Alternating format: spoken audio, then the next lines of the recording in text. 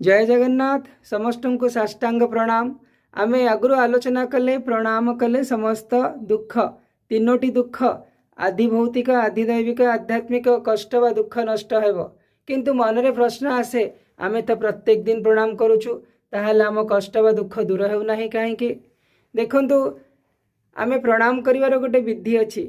शोभामि प्रणम्यं विष्णु दक्षिणे शक्ति शंकर स्वग्रे प्रणम्यम गुरुम अन्यथा निष्फलांग भवेत। अर्थात निजर वाम पटे विष्णु को प्रणाम करिवे, दक्षिण पटे शक्ति शंकर को भवानी शंकर को प्रणाम करिवे, आउ सीधा सड़क सामनारू गुरु को साष्टांग प्रणाम करिवे।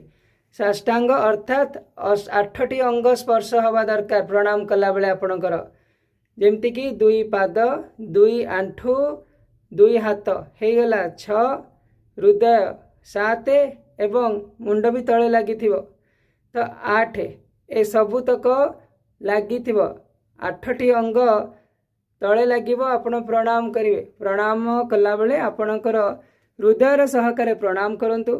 माता पिता होचंती प्रथम गुरु चलंती देवता, तांकु मध्य प्रत्येक दिन प्रणाम करंतु। भक्तिर सह थरे प्रणाम करी देखंतु आपणकर समस्त कष्ट निश्चिंत दुख दूर दूर हब। समस्त कष्ट दुख निश्चिंत दूर हब।